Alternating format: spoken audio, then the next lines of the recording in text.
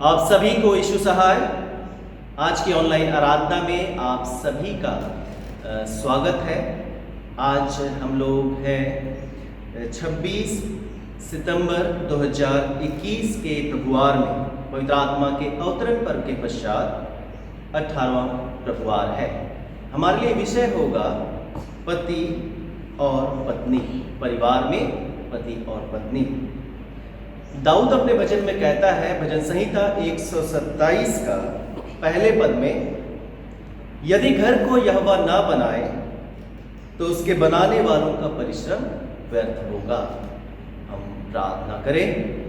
सर्वशक्तिमान जीवित पिता, स्तुति महिमा बड़ाई तुझी को देते हैं। सुंदर दिन, सुंदर समय तूने हम में से प्रत्येक को दिया कि तेरी आराधना, स्तुति महिमा में हम अपने समय और जीवन को व्यतीत करें। इस ऑनलाइन आराधना के माध्यम से हम में से प्रत्येक परिवार एक दूसरे से आज के दिन में एक कलीसिया होकर, तेरे इकलौते पुत्र यीशु ख्रिस्त की देह होकर जुड़ पाते हैं।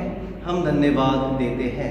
आज की इस आराधना में तो भी पवित्र आत्मा की अगुवाई हर एक को प्रदान कर, हर एक के जीवन में भी पवित्र आत्मा कार्य करे कि हम आत्मा और सच्चाई से तेरी स्तुति, तेरी महिमा करने पाए और तेरे पवित्र वचनों से हम तृप्त होने पाए, हमारे प्रभु यीशु ख्रिस्त के द्वारा, आमीन। गीत संख्या 170 117।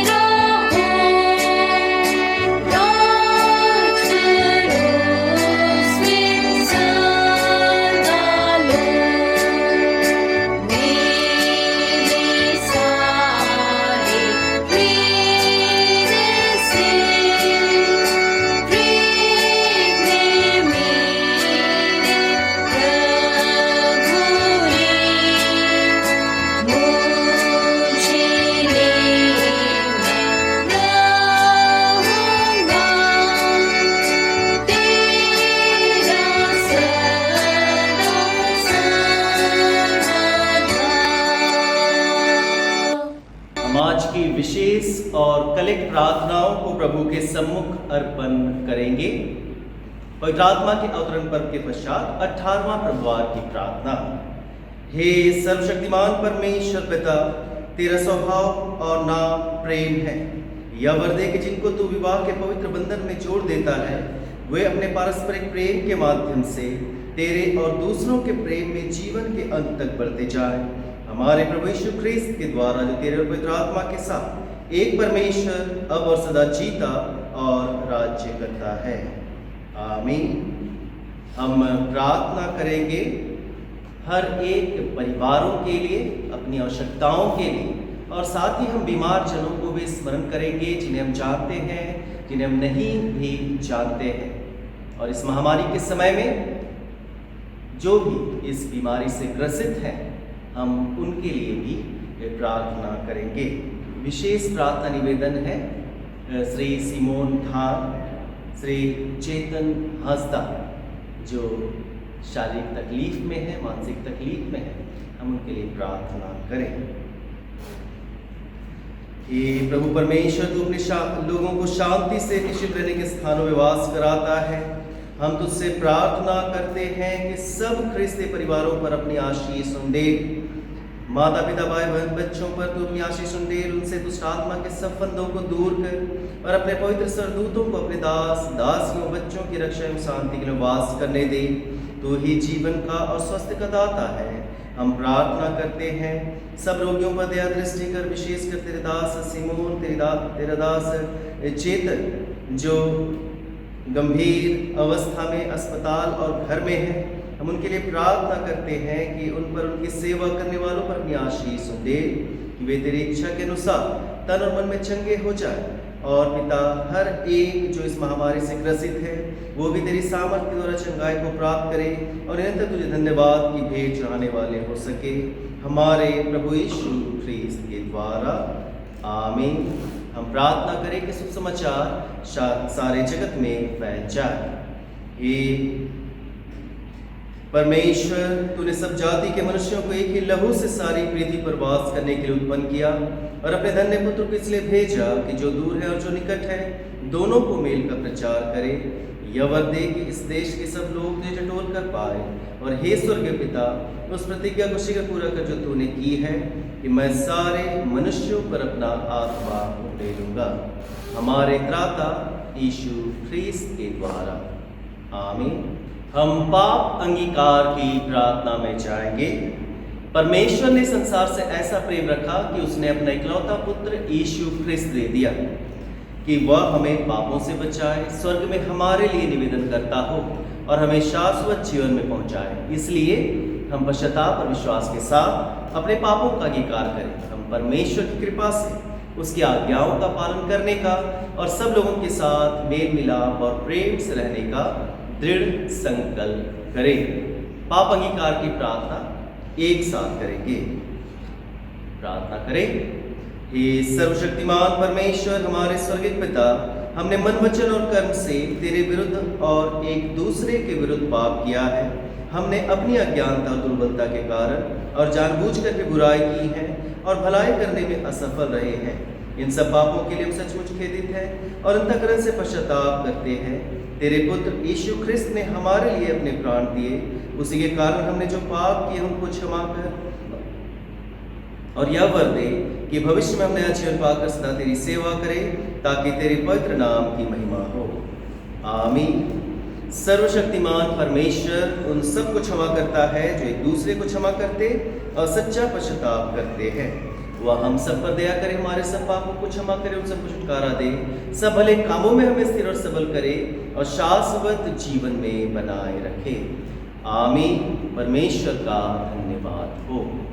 पहला पाठ पुराना नियम से मलाकी की पुस्तक, दूसरा अध्याय 13 से 16 पद। मलाकी अध्याय 2 पद संख्या 13 से 16।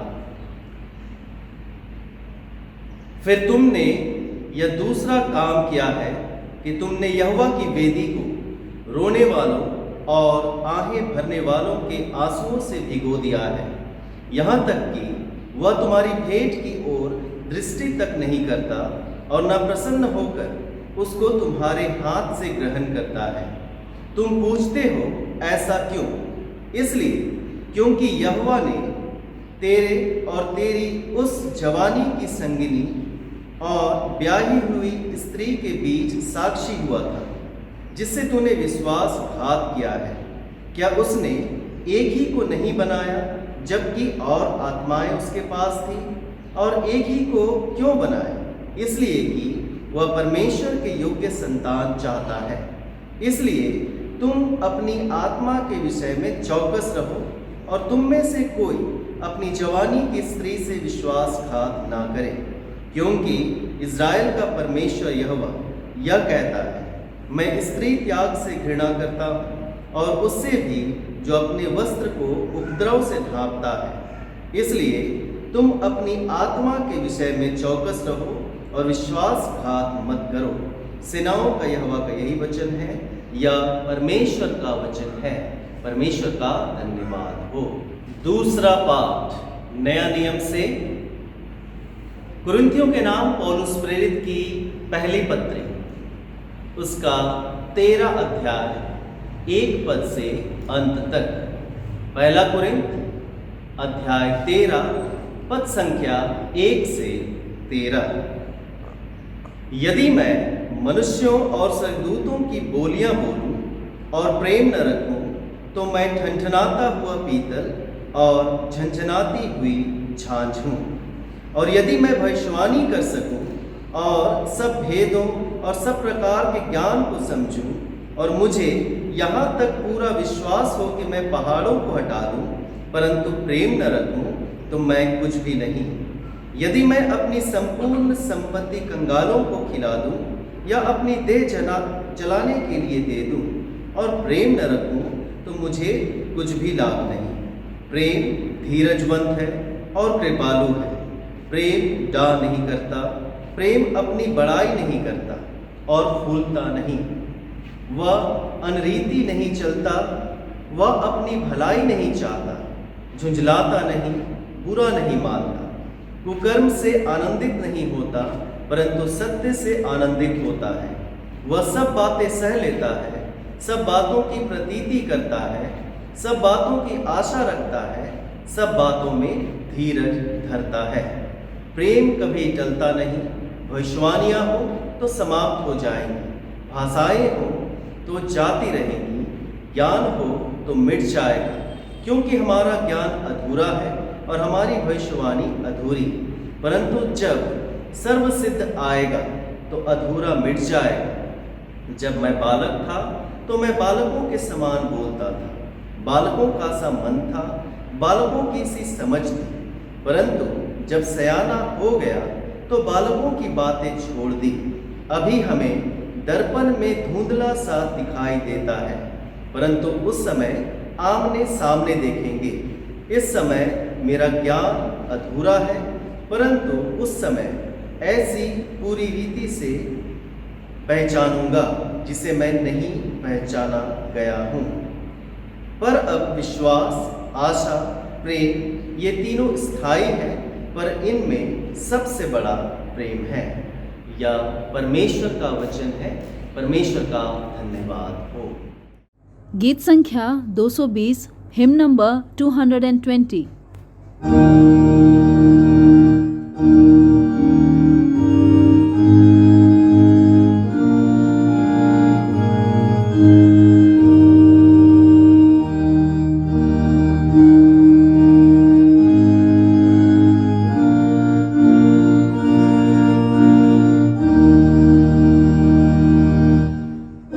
परमेश्वर प्रेम है, ओ धारा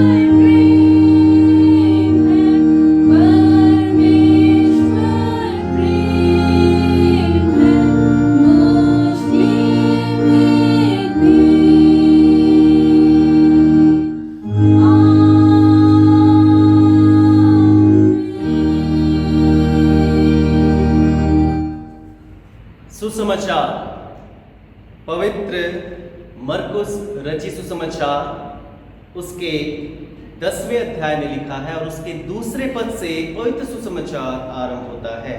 हे प्रभु यीशु ख्रीस्त तेरी महिमा हो। मरकुस रचित सुसमाचार 10 अध्याय दूसरा पद से 12 पद तक। मरकुस 10 2 से 12। तब फरीसियों ने उसके पास आकर उसकी परीक्षा करने को उससे पूछा, क्या यह उचित है कि पुरुष अपनी पत्नी को त्यागे? यीशु ने उनको उत्तर दिया, मूसा ने तुम्हें क्या आज्ञा दी है? उन्होंने कहा, मूसा ने त्यागपत्र लिखने और त्यागने की आज्ञा दी है। यीशु ने उनसे कहा, तुम्हारे मन की कठोरता के कारण उसने तुम्हारे लिए यह आज्ञा लिखी, पर सृष्टि के आरंभ से परमेश्वर ने नर और नारी करके उनको बनाया है। इस कारण मनुष्य अपने माता पिता से अलग होकर अपनी पत्नी के साथ रहेगा और वे दोनों एक तन होंगे। इसलिए वे अब दो नहीं पर एक तन हैं। इसलिए जिसे परमेश्वर ने जोड़ा है उसे मनुष्य अलग ना करे। घर में चेलों ने इसके विषय में उससे फिर पूछा। उसने उनसे कहा, जो कोई अपनी पत्नी को त्याग कर दूसरी से विवाह करे तो वह उस पहली के विरोध में व्यभिचार करता है, और यदि पत्नी अपने पति को छोड़कर दूसरे से विवाह करे तो वह व्यभिचार करती है। यह ख्रिस्त का सुसमाचार है। हे प्रभु यीशु ख्रिस्त तेरी स्तुति हो। सर्वशक्तिमान ईश्वर पिता, पुत्र और पवित्र आत्मा के नाम में आमीन। हम परमेश्वर पिता को आज के दिन के लिए धन्यवाद दें और उन पवित्र वचनों में हम आज ध्यान करेंगे जो हमारे पारिवारिक जीवन की बात करता है, और विशेष करके उस परिवार में पति और पत्नी की बात करता है। परिवार में पति और पत्नी की बात करता है। हर एक परिवार चाहता है कि हम दूसरों के लिए आदर्श बने। हर एक परिवार चाहता है कि हम दूसरों के लिए आदर्श बने और एक सुंदर जीवन को व्यतीत करें, लेकिन जीवन की कठिनाइयाँ कई बार उन्हें पति और पत्नी को अलग अलग होने को मजबूर करती है। लेकिन इतनी भी बड़ी मजबूरी नहीं होती है मृत्यु के अलावे कि पति और पत्नी को अलग होना पड़े। इन्हीं बातों पर आज हम मनन चिंतन करेंगे कि हम एक पति और पत्नी होकर, एक परिवार होकर कैसे एक मसीही आदर्श परिवार के रूप में हम इस संसार में, समुदाय और समाज में जहाँ हम लोग रहते हैं उसमें हम अपने जीवन को व्यतीत करें। विवाह की जब बात आती है, शादी विवाह की जब बात आती है, तो यह मनुष्यों के द्वारा आविष्कार किया हुआ या कोई इन्वेंशन नहीं कि मनुष्यों ने शादी विवाह को बनाया। यह परमेश्वर की ओर से दिया गया उपहार है। यह परमेश्वर की ओर से दिया गया एक ऐसा पवित्र संबंध और संस्कार है जिसे परमेश्वर ने खुद स्थापित किया है। जिसे परमेश्वर ने खुद स्थापित किया है कि परमेश्वर के इस बनाए हुए पृथ्वी में, संसार में एक पति और पत्नी विवाह के द्वारा से परमेश्वर की योजनाओं को, परमेश्वर के उद्देश्यों को पूरा करें, जिसमें मानव समाज का कल्याण भी शामिल है, जिसमें मानव समाज का कल्याण भी शामिल है, जो सिर्फ पति और पत्नी की संतुष्टि की बात नहीं करता, परंतु उनके जीवन के माध्यम से क्या होता है, हम लोग सीखते हैं एक व्यापक सच्चाई की बातों, सच्चे जीवन के अर्थ को हम लोग विवाह के माध्यम से सीख पाते हैं, जिसमें परमेश्वर सब कुछ सम्मिलित कर देता है। जब हम लोग विवाह की बात कर रहे हैं तो विवाह की प्रतिज्ञाओं को जब हम स्मरण करेंगे तो उसका जो संस्कार की जो विधि है, उसमें जो प्रतिज्ञा है, उसमें एक पुरुष और एक स्त्री इस बात को भी कहता है, इस बात को भी कहता है कि इन प्रतिज्ञाओं को मैं तब तक निभाऊंगा या निभाऊंगी जब तक मृत्यु हमें अलग ना करे, जब तक मृत्यु हमें अलग ना करे। पौलुस पहला कुरिन्थ के 7वें अध्याय में 10 से 16 पद में वह हमें सिखलाने और समझाने का प्रयास करता है, विशेष करके कुरिन्थ वासियों को, कि उनका वैवाहिक जीवन कैसा होना चाहिए, कि एक विवाह में सिर्फ एक व्यक्ति के द्वारा से भी पूरा परिवार पवित्र हो सकता है। पत्नी के विश्वास के द्वारा या फिर पति के विश्वास के द्वारा पूरा परिवार जो है परमेश्वर की ओर से पवित्र ठहरता है। आप उसे जरूर से पढ़ लेंगे। पहला कुरिन्थ 7 अध्याय 10 से 16 पद में वो बातें पाई जाती है।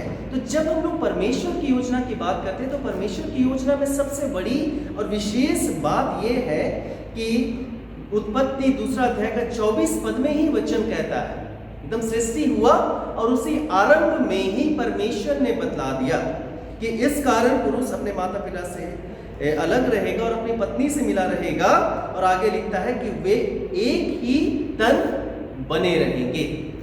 अब दो की बात नहीं हो रही, पति पत्नी में दो की बात नहीं, परंतु वे लोग क्या हो जाएंगे, वे एक ही तन बने रहेंगे। मूसा की व्यवस्था को लेकर फरीसी यीशु के पास आए कि मूसा तो बोलता है कि तुम लोग तलाक ले सकते हो, मूसा बोलता है कि तलाक ले सकते हो, और वहां पर दिखलाया जा रहा है कि एक व्यक्ति, जब आप व्यवस्था विवरण उसका 24 अध्याय 1 से 4 पद पढ़ेंगे तो वहां पर पाएंगे कि मनुष्य या व्यक्ति बिना कानूनी कार्रवाई एक प्रमाण पत्र देता है कि वह क्या करे, उस पत्नी से स्त्री से अलग हो जाए। एक प्रमाण पत्र देने के द्वारा से ही वह अलग हो जाता है, वह विवाह क्या हो जाता है, बर्खास्त कर दिया जाता है, एक पुरुष के कहने और उसके लिखने के द्वारा से ही। लेकिन जब यीशु के पास इस बात को, इस कानून व्यवस्था को लेकर फरीसी आते हैं आज के सुसमाचार के अनुसार, तो परमेश्वर का वचन से ही वे प्रभु यीशु ख्रिस्त उन्हें समझाने का प्रयास करता है। वह कहता है मरकुस 10 अध्याय का 5 पद में प्रभु यीशु ख्रिस्त कह रहा है कि मूसा ने जो यह व्यवस्था या जो आज्ञा लिखी है उसका कारण तुम लोग जान लो, कि उसका कारण यह है कि तुम्हारे मन की कठोरता के कारण से ही मूसा ने इस व्यवस्था को दिया है। तुम्हारे मन की कठोरता के कारण से ही मूसा ने व्यवस्था को दिया है। प्रभु यीशु ख्रिस्त जिस समय में अपने जीवन को, सांसारिक जीवन को व्यतीत कर रहे थे, वहां विशेष करके दो बातें थी विवाह से संबंधित, यदि उसे तोड़ने की बात आए। पहला तो है कि पुरुष जो है वह किसी भी समय या किसी भी कारण से अपनी पत्नी को तलाक दे सकता था। किसी भी समय किसी भी कारण से अपनी पत्नी को तलाक दे सकता था। यह पहली बात है। यदि पत्नी ने खाना अच्छा नहीं बनाया, खाना को खराब कर दिया, तो उसमें भी उसे अधिकार था प्रभु यीशु ख्रिस्त के समय में ये पति को, कि वह क्या करेगा, अपनी पत्नी को तलाक देगा। लेकिन दूसरा एक और विश्वास या आज्ञा को वे मानते थे, उसमें कहा जाता है, और वह है कि जब पति और पत्नी में से कोई व्यभिचार करता है, और विशेष करके पत्नी के विषय में बतलाया गया है, पत्नी पर ज्यादा ध्यान लोग रखते थे कि यदि पत्नी व्यभिचार करती है तो क्या होगा, पति उसे तलाक दे सकता है। और दोनों में अधिकार किसके पास था, पति के पास था, पत्नी के पास नहीं था। दोनों में अधिकार पति को दिया गया था। तो जब यीशु ख्रिस्त के पास फरीसी आए तलाक की बात बोले, तो प्रभु यीशु ख्रिस्त उस पितृसत्ता समाज में व्यतीत करते थे अपने जीवन को, जैसा समाज आज भी हम लोग कई जब समस्याएं आती है उसमें हम लोग पाते हैं, जो क्या करता है, पुरुष वर्ग को ज्यादा सुरक्षा प्रदान करता है। वह कानून व्यवस्था जो होता है वह पुरुष वर्ग को ज्यादा सुरक्षा प्रदान करता है।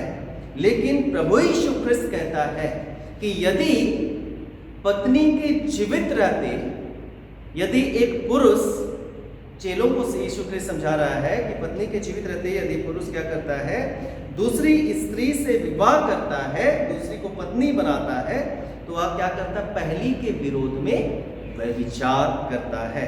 मरकुस 10 उसका 11 पद में यीशु चेलों को यह बात सिखलाता है।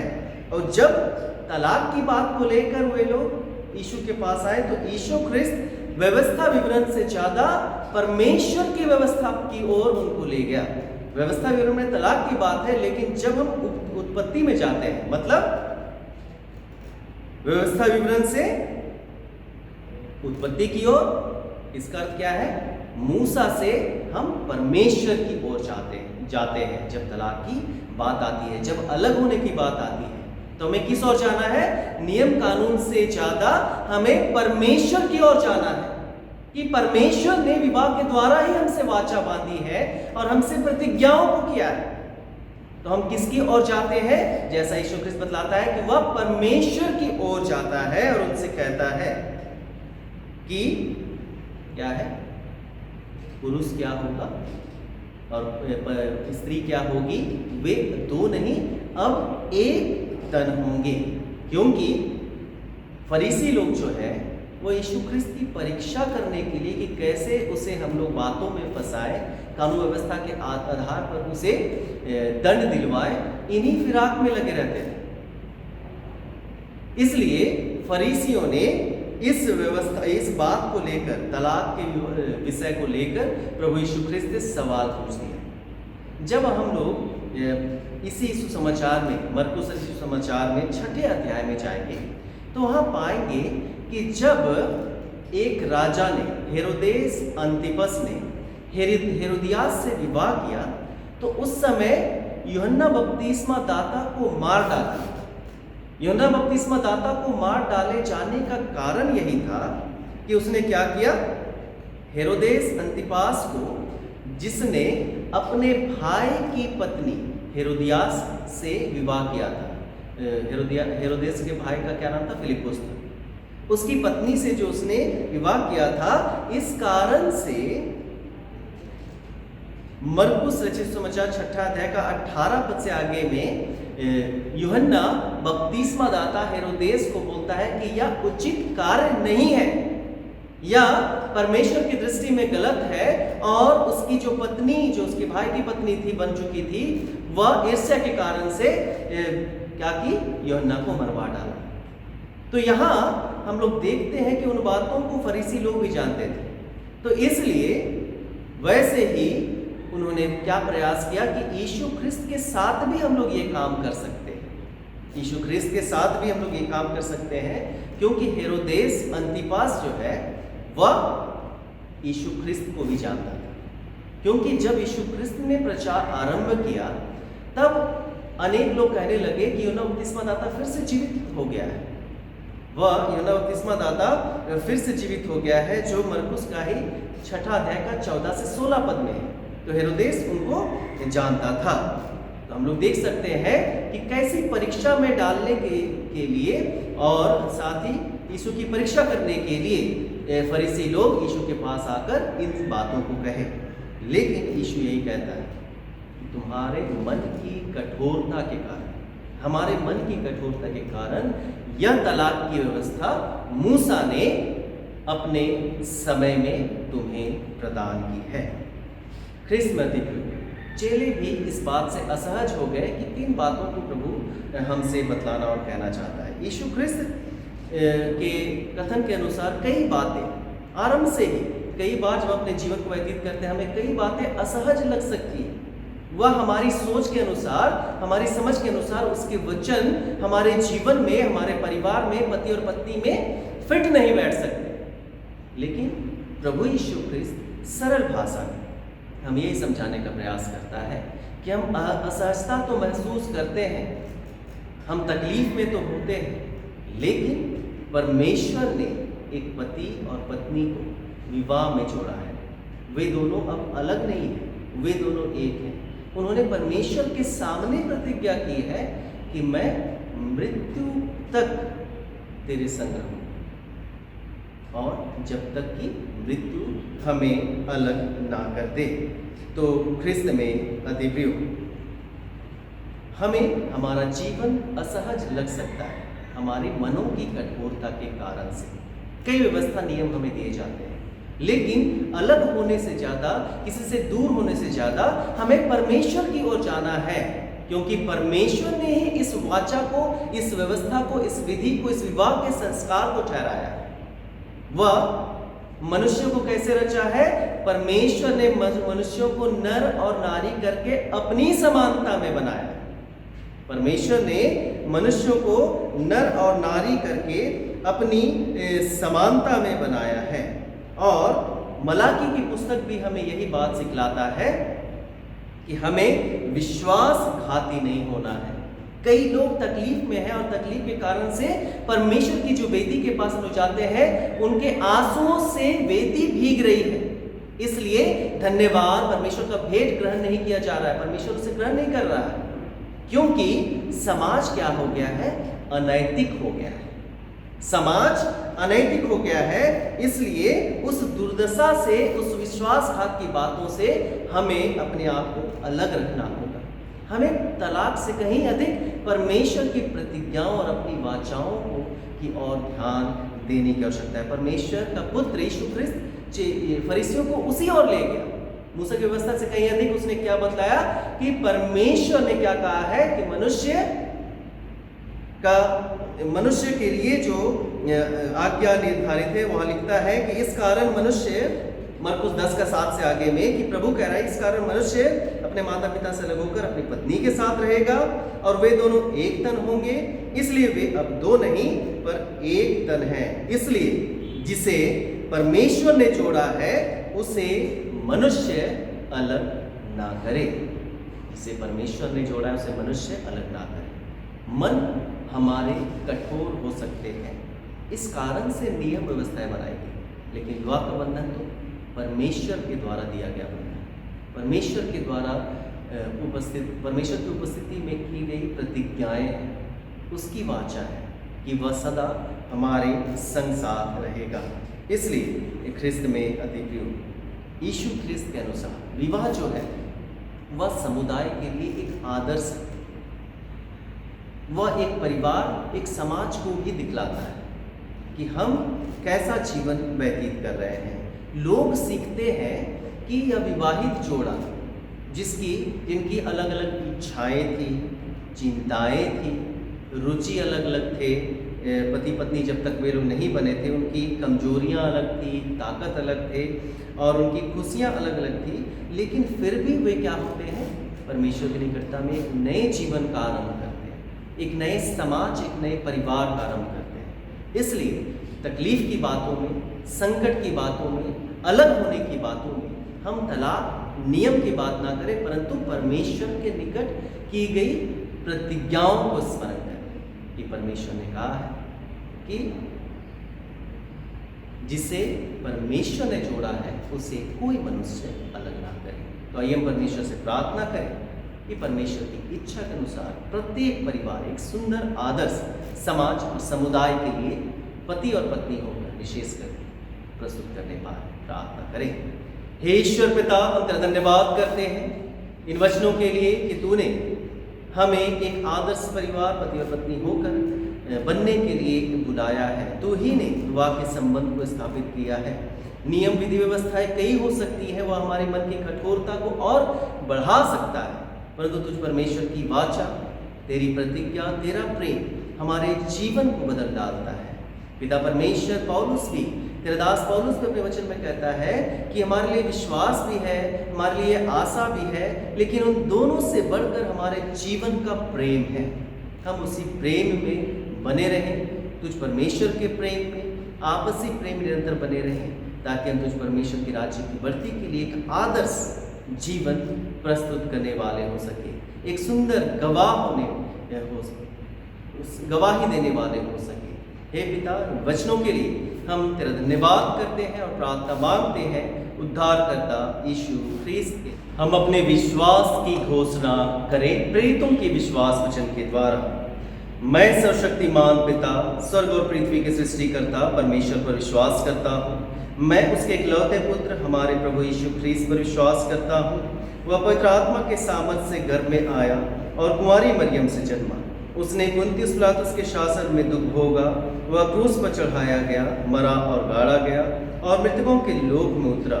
तीसरे दिन वह जी उठा, वह स्वर्ग पर चढ़ गया और पिता की दाहिनी ओर विराजमान है। वह जीवितों और मृतकों का न्याय करने को फिर आएगा। मैं पवित्र आत्मा पर, पवित्र कैथोलिक कलीसिया पर, संतों की संगति, पापों की क्षमा, देह के पुनरुत्थान और अनंत जीवन पर विश्वास करता हूँ। आमीन। गीत संख्या 209, हिम नंबर 209।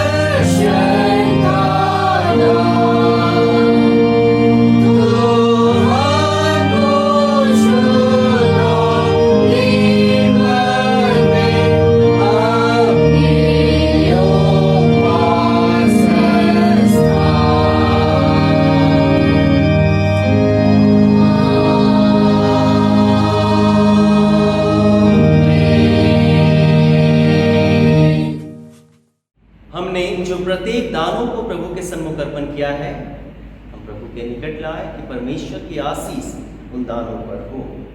हे प्रभु परमेश्वर, अनादिकाल से अनादिकाल तक तो धन्य है। हे प्रभु, महिमा पराक्रम शोभा सामर्थ्य विभव तेरा ही है, क्योंकि आकाश और पृथ्वी में जो कुछ है वह तेरा ही है। हे प्रभु, राज्य तेरा तो सबों के ऊपर मुख्य और महान ठहरा है। प्रत्येक धन और महिमा हम में से प्रत्येक को तेरी ओर से हमें मिलती है। हम धन्यवाद के साथ हर एक दानों को, चाहे वह सिरनी दान हो, मुट्ठी दान हो और पिता परमेश्वर हमारे जीवन की भेंट हो, हर एक को तू ग्रहण कर अपने आशीषों से भरपूर कर, कि तेरी पवित्र कलीसिया की बढ़ती में काम आए। जिन्होंने मुट्ठियों भंडारों को खोला है, उनके जीवन, उनके भंडारों पर भी तेरे परम्पार आशीष होने पाए, हमारे प्रभु यीशु ख्रीस्त के द्वारा। आमीन। हम विशेष धन्यवाद प्रार्थना में जाएंगे। हम आज के दिन के लिए परमेश्वर को धन्यवाद दें, साथ ही हर एक परमेश्वर को धन्यवाद दें कि परमेश्वर ने हमें सुरक्षा दी है, आशीषों को दिया है। प्रार्थना धन्यवाद निवेदन है। श्रीमती संध्या कच्छप, श्री फ्रैंकलिन कच्छप की धर्मपत्नी जो बिरसा नगर लोकल से हैं, वो बीमार थी, अभी चंगाई को प्राप्त की। परमेश्वर के निकट हम उनके साथ मिलकर परमेश्वर को धन्यवाद दें। हम उनके साथ भी धन्यवाद दें परमेश्वर को जो इस सप्ताह में अपने जन्मदिवस को मना चुके हैं या मनाने पर हैं, अपने विवाह के वर्षगांठ को मना रहे हैं और जो भी विभिन्न आशीषों को प्राप्त किए, हम हर एक बातों के लिए परमेश्वर पिता को धन्यवाद दें। दाऊद कहता है कि हे मेरे मन, यहोवा को धन्य कर और जो कुछ मुझ में है उसके पवित्र नाम को धन्य कहे। हे मेरे मन, यहोवा को धन्य कर और उसके किसी उपकार को ना भूलना। वही तो तेरे सारे पापों को क्षमा करता, तेरे सारे रोगों को चंगा करता और तेरे प्राण को नष्ट होने से बचा लेता है। सर्वशक्तिमान ईश्वर पिता की, पुत्र की और पवित्र आत्मा की महिमा हो, जैसे आदि में थी, अब है और सदा बनी वाली होती रहेगी। आमीन। प्रार्थना करें। हे सर्वशक्तिमान परमेश्वर, समस्त दया के पिता, हम तुझे धन्य मानते, तेरी बड़ाई करते हैं कि तू अपनी हर एक विश्वासियों की प्रार्थनाओं को सुनता है। तूने कच्छप परिवार की प्रार्थनाओं को सुना और अपनी दासी संध्या कच्छप के जीवन को आशीषों से और चंगाई से भर दिया कि वे तेरे नाम की महिमा करते हैं। तुझे धन्यवाद पूरे परिवार के साथ मिलकर चढ़ाती है।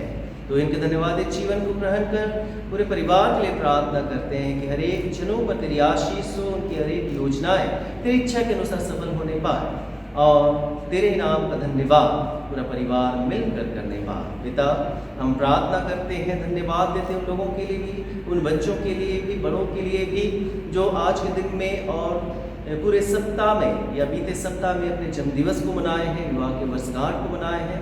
तो ही बीते वर्ष उनका रक्षक और सहायक हुआ कि इस नए दिन, नए समय में वे पहुंच पाए हैं। हर एक के धन्यवाद जीवन को ग्रहण कर और इस नए वर्ष में हर एक परिवारों को संभाल, हर एक जो नए साल में तेरी इच्छा के अनुसार प्रवेश पाते हैं तो उन्हें सुरक्षा दे, सहायता दे कि तेरी सहायता से नए वर्ष में हर एक कार्यों का आरंभ तेरी इच्छा के अनुसार करें, करते रहें और समाप्त कर तेरे धन्यवादी बने रहने पाए। हर एक आशीष जो हमने प्राप्त किए हैं, एक एक परिवार तेरे चरणों के तले आकर तुझे धन्यवाद चढ़ाता है। तो ही हर एक के धन्यवादित जीवन को ग्रहण करने पाए हमारे प्रभु यीशु ख्रीस्त के द्वारा। आमीन। हम प्रार्थनाओं की भरपूरी के लिए प्रभु की प्रार्थना को एक साथ करेंगे।